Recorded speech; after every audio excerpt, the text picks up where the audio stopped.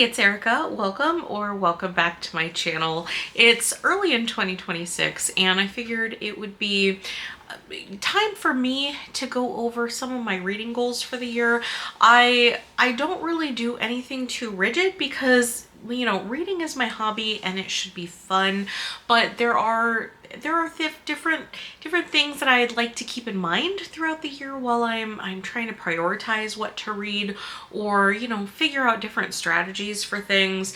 So I figured I'd go over some of my goals for 2025, see how I did, and then what do I want to change for 2026, if anything? Because overall, I had a really good reading year for 2025. Really, I think my average rating for the books that I read in 2025 was like a 4.4, which is really high. I ended up reading so many books, and it was just a really great year. And I feel like I'm in such a good place with reading. It's my hobby, and obviously I make no money from this. My channel is tiny. I have like a job in the real world outside of YouTube, clearly, so I could pay my bills. So this is like just a hobby, and I just had such a great year, and I hope to stay in this place with my reading because it just kind of compounds on itself. When I've had such a good experience, it just makes me want to read more and more, and I love that feeling. So let's go through first.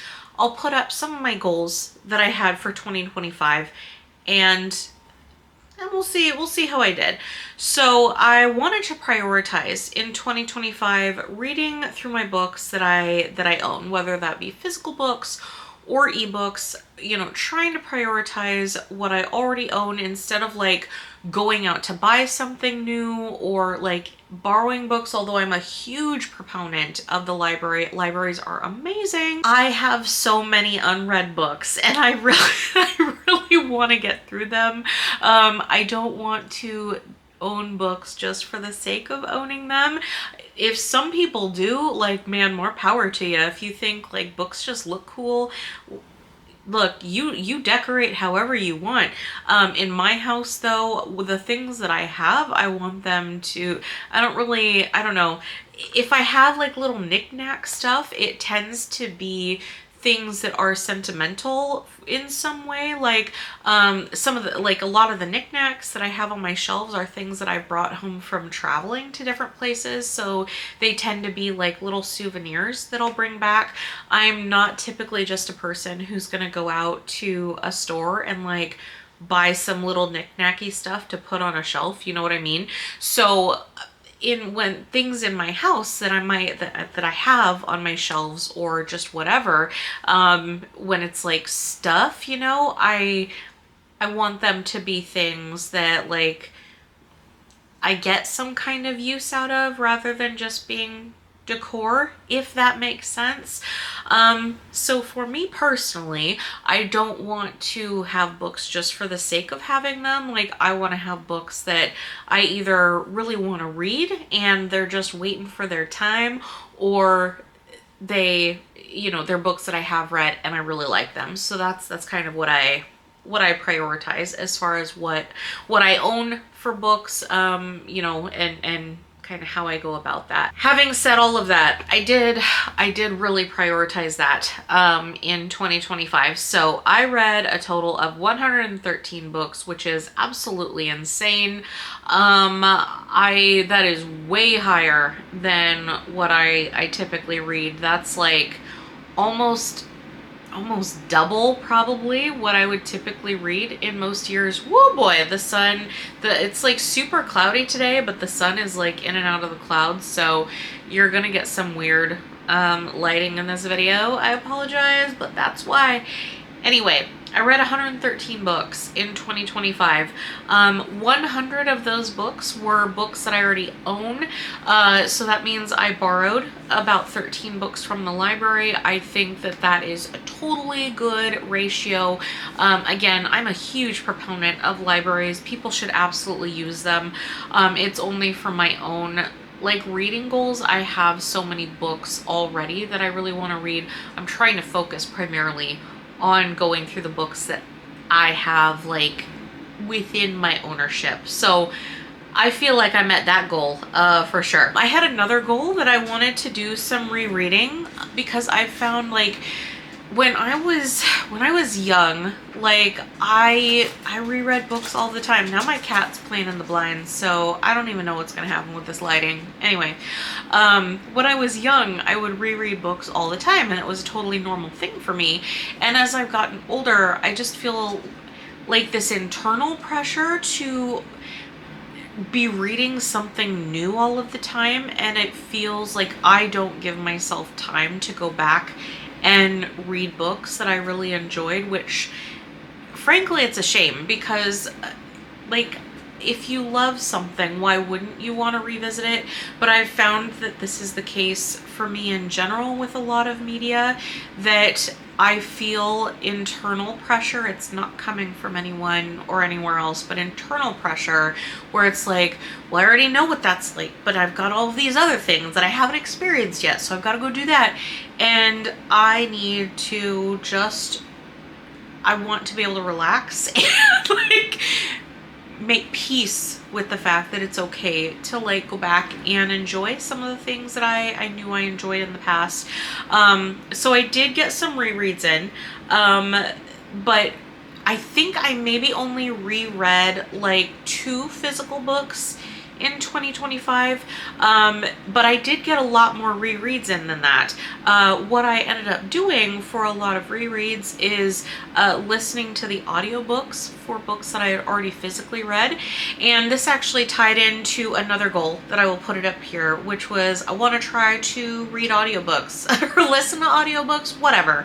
I want to consume audiobooks because I like the idea of it, but my comprehension when with a book is just so much stronger when I'm physically reading it, like significantly so.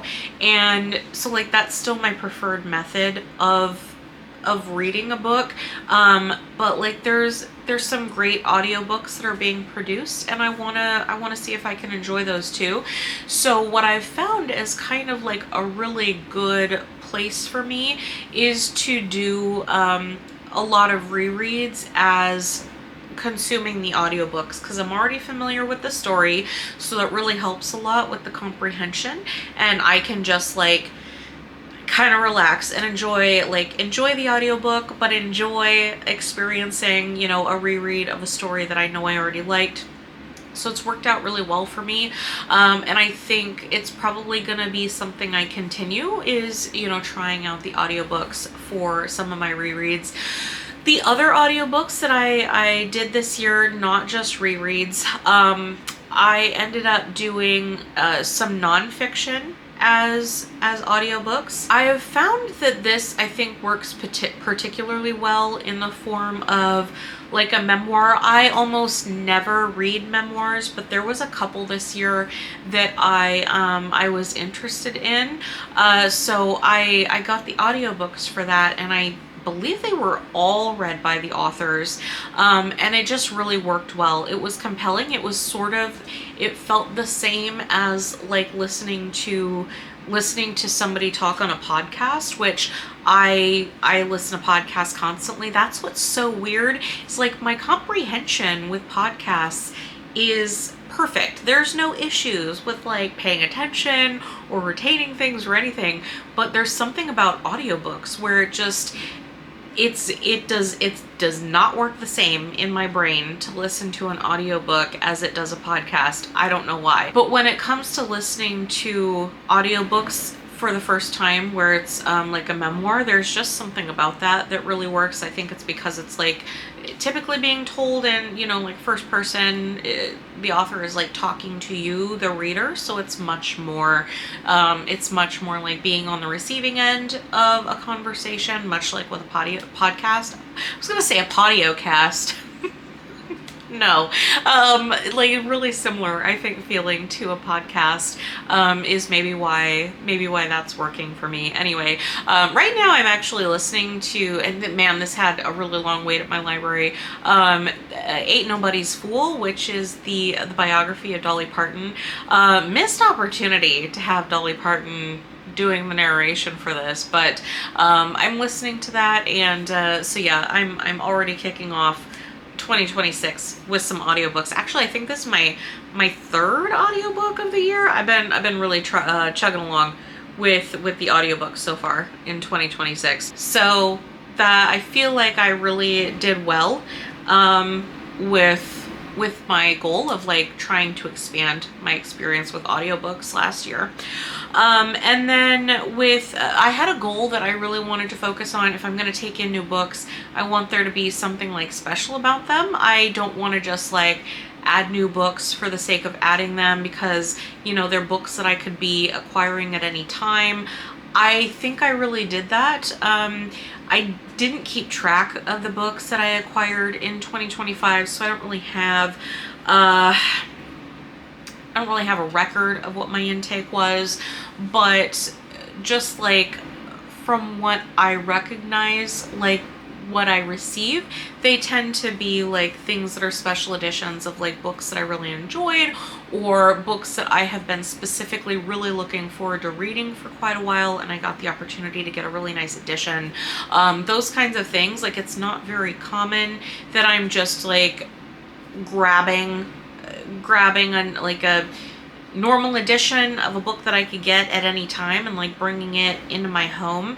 I'm trying to be selective at growing my physical collection. My ebook collection, the acquiring has also slowed way down because frankly my unread ebooks are just outrageous, the number of unread ebooks that I have. So like let's not even talk about that. But yeah, that's because it's like out of sight, out of mind. You know what I mean? Like I look at my Kindle, but like I don't see the, you know, the 1,000 unread books at any given time. I just look at a little Kindle and it doesn't look like anything. It doesn't say, hey, there's like 1,000 unread books in here. So it's really easy to just like ignore all of the unread books that I have as ebooks. Anyway, there were a few specific types of reading goals that I had too. I wanted to finish the First Law series by Joe Abercrombie. I did do that. I finished all of the books in the First Law. That's the 9 books that I finished plus the short stories. I wanted to be completely current on the Dungeon Crawler Carl series, which I am. I finished book 7 as that was the last book that I finished as 2025. Perfect ending to the year. Absolutely loved book 7. So I'm completely caught up on Dungeon Crawler Carl, and I cannot wait for book 8. That should be coming out in, I believe, May. I wanted to read 3 nonfiction books. I did end up doing that. The audiobooks that I was listening to, especially like I said for the memoirs, helped a lot with that. I am struggling so much at the moment with reading nonfiction, and I don't feel that's changing right now. I am so stressed out by so much of what's going on in the real world that's like out of my control. Like there's so much going on with, you know, in the US with the current administration. I don't agree. I don't agree with what's going on. And so it's a very stressful experience to be watching it, and there's not really much that I can do.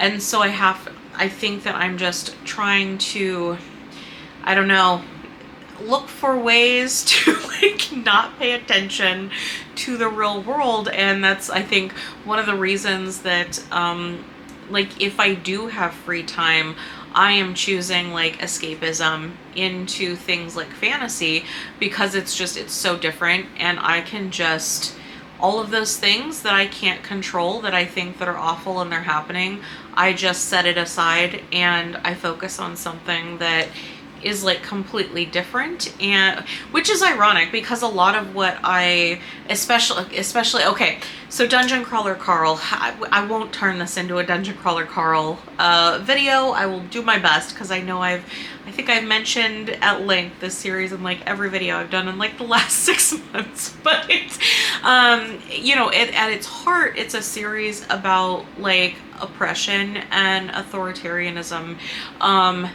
you know, and resisting, like trying to resist these things that are being forced onto you. And so you would think that, you know, some of the things that I read with things like, you know, themes like that would make me think more about like what's going on in the real world right now, but it doesn't. It's I don't know. I don't know if it's a healthy way to process some of these feelings, but and I'm not going to turn this into like a political video either. I like I said, I read to try to do something than just like dwell on what's going on, things that I can't control. You know, there's only so much that we have within our locus of control, and I think it's really important to keep a balance in what we focus on. So like reading is one of the things that helps me to find balance and not just dwell on things that I really don't. I have almost no, like I have the tiniest, maybe like hair width amount of control over what goes on, you know, at like a national or a global level. I have zero control over it. It's out of my hands. And so instead of dwelling on that, I'm really into reading things that have nothing to do with the real world, and it's just nice. It's nice to escape. And so all of that to say, I'm struggling with nonfiction at the moment. I don't know what I can do to change that. I did achieve my goal of reading 3 nonfiction books in 2025. It is what it is, though. I didn't like torture myself to meet that goal, but it used to be a lot easier for me to read nonfiction than it is right now. I also really wanted to make progress in my series reading, which I also did. I think at the beginning of last year, I was in the middle of like 30 different series, and now I am in the middle of less than half of that. I'll also do an update in the next few weeks on my series reading because I made so much progress on that in 2025, which is awesome. So I want to get down to like 5 ongoing series or less, like series where there are books that are like published that I could read, but I have not yet read. That type of in the middle of series. I want to be down to like 5 or less. So I'm very slowly, well, I guess not so slowly. That's a huge amount of progress to make in a year, but yeah, I've still got clearly a ways to go before I get down to my ultimate goal of just like 5 series. So overall for 2025, those were like my main goals for it, and I think I did really well. I feel satisfied. This is just my hobby. It's for fun, and I think I did well by my own standard. Some of my like 2026 plans, basically I think a lot of it I want it to be the same. At the end of the day, I just want to read books that I enjoy, you know, like that's what I want. I want to get fulfillment from what I read, and I want to get enjoyment in what I read and satisfaction. I don't want to read shitty books, so that's my number one goal for 2026. Read good books, don't read shitty books. There we go. That is my number one goal for 2026. I also want to try, so while continuing to focus on the books that I already own, I also do want to try to read, because there are some new releases I'm excited about, and I don't want them to just like languish on my shelves. So I'm gonna try to make a concerted effort to read new releases like as I'm getting them. because otherwise, like, they come in and I'm excited about them, but then they go on my shelf and then they just wait. They wait God knows how long for their turn. By the time I get to them, more likely than not, they are not a new release anymore. So I'm gonna try to read some like new releases, you know, as they come out, to especially new authors, like debut authors. If there's books that I'm intrigued by a debut author, I want to try to get on top of those. I did that with a couple of authors last year and it worked out really well. And I think this is gonna tie into another goal that I have, which is I'd like to keep track of like the how I'm acquiring books. Like I kind of want to get an idea of where I'm at right now with what's coming in versus what I'm reading. I know for sure at this, like, what I'm reading per month is more than like what I'm taking in. So that's not an issue. But I want to have an idea of like when something comes in, number one, like how much is it that's coming in per month? Because at this point I feel like I don't get that many books per month, but I don't track it. So I'll be real, I have no idea. So I kind of want to keep track, like start keeping track this year and sort of see how long it takes me to get around to reading the new books that I get. But also I want to try to prioritize the books that are coming in. Like when I was a kid, I used to go, one of my favorite things that I used to do would be would go to the Barnes and Noble, and like I was always allowed to get a book when we went to the bookstore. That was just a thing. Anytime we would go, I was always allowed to get a book. So and I especially remember because as a kid, that Barnes and Noble felt huge. I don't live there anymore. And so I have not been to that Barnes and Noble in probably 20 years. I don't know, like at this point, if I would feel like it was a huge one or not, but as a kid, it felt huge. And so I would just wander and we'd be in there for like 2 hours and I would pick what book I wanted and then I'd come home and I would start reading it like that same day and I would just fly through it because I was so excited to have it.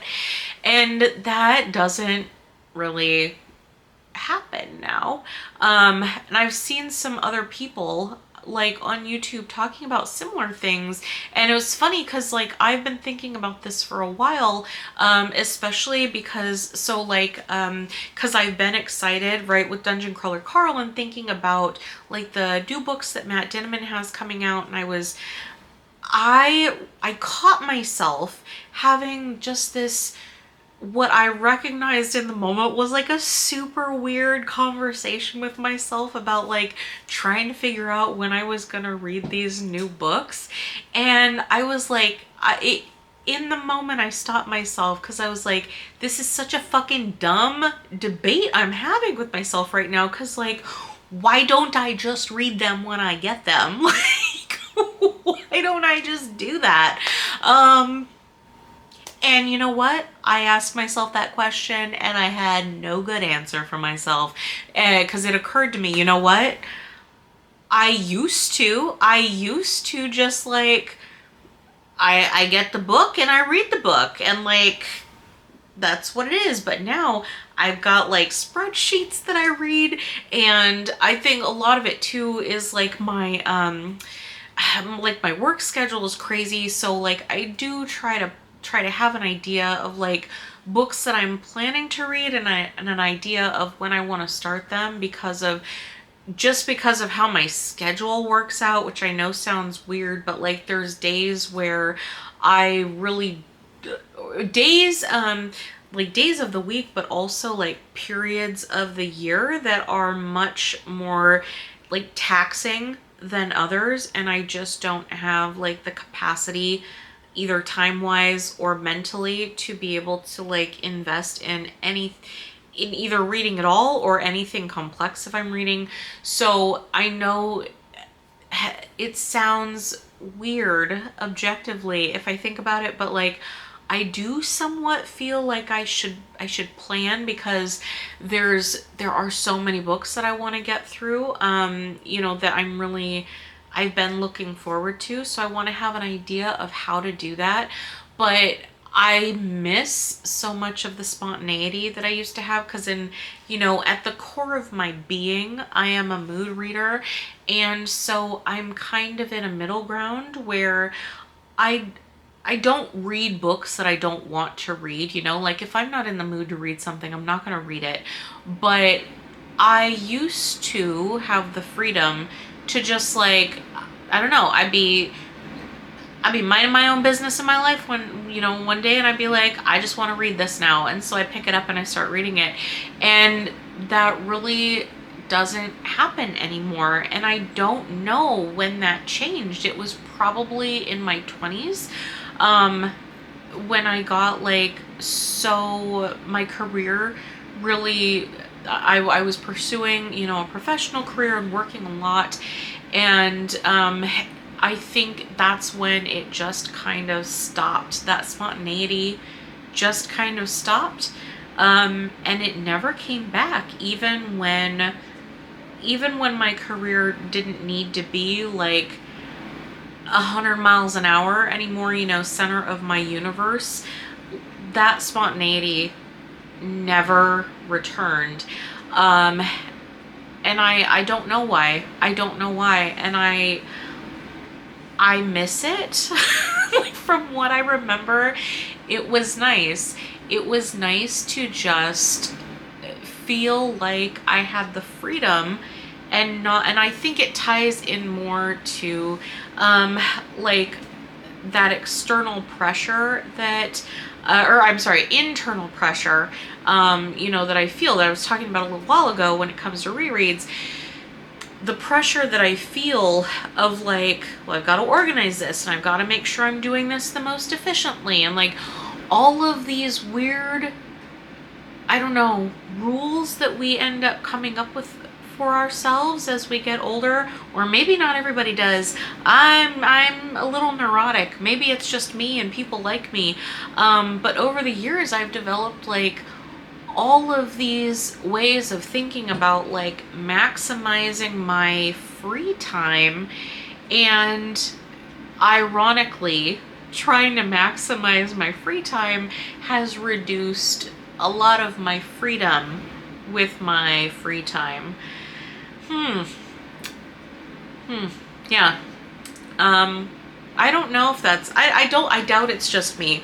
I think a lot of us are in that same kind of place, right? Like our lives are just really busy, and there's so much that demands our attention, and there's so many options for, like, if we do happen to have free time, there are just so many options that it can feel overwhelming. It didn't used to be that way. Like, it's a blessing and a curse, I think, to have the way, the entertainment options available to us at this point, because it can be somewhat overwhelming. And I think, I don't know, unless you really just like don't give a fuck, go with the flow kind of a thing, I feel like a lot of us maybe have a feeling of like pressure to be making sure that we choose like the right things to focus our free time attention on. I don't know. Am I like off in left field with this? I feel like there's other people that can relate to that experience that I feel like I've been having. I don't know, the last 10 or 15 years or so as an adult. It just feels like even my free time feels like I've got to be maximizing my productivity for my enjoyment of my free time. And so, all of that to say, I'm gonna try to plan to bring some more spontaneity back into my hobby. So Yeah, we'll see. We'll see how that plan spontaneity goes and what it looks like. I actually do have some ideas on how to like get back to that.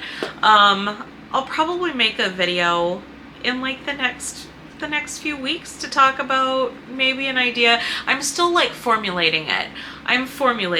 But it's brewing. It's something that I'm pondering, and I'll probably make a video to talk about it, and we'll see. We'll see if that'll maybe help. All right, this year I want to, because last year I was like prioritizing Dungeon Crawler Carl and the First Law series, which I did. So this year my plan is to, by the end of the year, be done, like caught up on John Gwynn's books. So far that's going as planned. I'm planning to read like one of his books per month. And so I already read Malice in January, loved it. So absolutely planning to continue with my John Gwynn reading. I also need to continue reading through Brandon Sanderson's Cosmere. I realized I did not read even one Brandon Sanderson book in 2025. So that is already going well. I already read The Alloy of Law in January as well. So again, I'm just planning to do with that, like one Sanderson book per month. This I should be, depending on how many this man publishes, I should be like current on the Cosmere sometime in 2027. That's kind of my projected idea of when I'll be caught up with that. I'm gonna keep a nonfiction goal, but again, it is what it is. I will say I'd like to read 3 nonfiction books this year. If I do, great. If I don't, fine. If I'm so inclined, I'm gonna try to prioritize SPQR by, I believe, Mary Beard. It's Roman history. I've been wanting to read that for a long time, so it's kind of like, if I have a little time where I'm feeling inclined for some historical nonfiction, that is a priority. I also have a goal to read one classic novel. Classics for me, I don't really have interest in like 20th century classics. That's not really my jam. It never really has been. So when I say a classic, I probably mean like, I don't know, like 1900 or earlier. That's just kind of what I think of as like classics. I'm just not into like 20th century classics. I couldn't tell you why. But anyway, I just want to read just one, and I'll be happy. I didn't read any classics last year. I'm planning to read a classic for Reddit Fantasy Bingo, but I guess technically if I do that, I will meet this goal. I was gonna say, I don't know if I want to count that. You know what? This is my hobby and it's for fun. So I'm gonna try to read, the one that I'm gonna try to read for my Reddit bingo fantasy reading is Dr. Jekyll and Mr. Hyde. So, I mean, if I read that, then I will have met my classics goal for the year. If there's any others that I'm so inclined to read for the year, that will just be a bonus. And then I do want to continue my focus on series reading. Like I've said so many times, trying to bring it down to just five series that I'm in the middle of, where it's not series where I'm like caught up, you know, and like waiting for the next book to be published, but books where, like series where there are published books that I could be reading, but I have not read them. Like that kind of ongoing series. I want to be down to like five maximum of like an ongoing series at any given time. So I'm working my way there. I will have a series update video soon-ish, probably, to talk about where I'm at, because I've made a lot of progress in the last year, but I've still got a long way to go. So and like I said, at the end of the day, my number one reading goal is read good books, don't read shitty books. That's at the end of the day. This is my hobby. It's how I get like fulfillment and enjoy my free time, and that's my number one goal over everything. So I started by saying what my number one goal is, and I will end by reiterating my number one goal. Read good books, don't read shitty books. There you go. That should be, man, if I wouldn't get, I think you get in trouble with the YouTube algorithm if you put like swear words in the title. But, so I don't know, YouTube would probably hide my video if I named it, you know, read good books, don't read shitty books. But just know that's the spirit. That's the spirit of the title of this video. And I think of my feelings towards reading in general. There you go. So yeah, that's all that I have as far as my goals, because it is what it is. At the end of the day, I do this for fun. And so it is what it is. Whether I meet these arbitrary goals or not is whatever. We'll see if I do. I think, you know, having goals of any kind, even with a hobby, can be helpful, but as long as I'm getting fulfillment out of the hobby, then I would say it's overall successful. So yeah, do you have any reading goals? Do you like sit down and make goals? Do you do it like per year, or is it just like ongoing goals that you have? I mean, I'm open to changing my goals at any point, you know, things that don't work for me or whatever, you know, making a change at any point. I'm not the kind of person, like I don't do New Year's resolutions either, because I feel like if I want to change something, I just change it. I'm not typically waiting for like the new year to do that. I know resolutions can be really helpful for a lot of people, but for me, I just don't typically do it, because if I'm, you know, going about my life and I think maybe I should do something differently, like I'll just do it, and it doesn't really matter to me like what day it is. You know what I mean? The only reason that I kind of look at like my hobby goals are because it's easy to kind of assess on like a year-long basis to identify like trends and things like that. But no real reason other than that. And I mean, if I want to not read any more series books for the like, I guess if I wanted to, like, I don't know, start 15 new series, even though I just finished like 15 of the damn series that I was trying to get through, if I wanted to start a bunch of new ones, and you know what, I would, because I do this, I read for fun, you know. So it's kind of arbitrary, but it's just an idea, you know, goals and various things that I track. But I'm interested to hear other people's goals too. And I like, especially around this time of year, because a lot of people are thinking about what they want to continue, what they want to change, you know, for their reading too. So I do like watching those kinds of videos from other booktube people that are out there. So yeah. That's all my thoughts. That's all my thoughts on my old goals and my new goals. And I feel like I've said goals so many times now, it's kind of lost all meaning. You know what I mean? Anyway, that's all. That's all that I've got for you today. Thank you so much for coming by, especially some of my rambling today. I always appreciate it. Please remember to like this video and subscribe to my channel, and I'll see you next time. Thanks.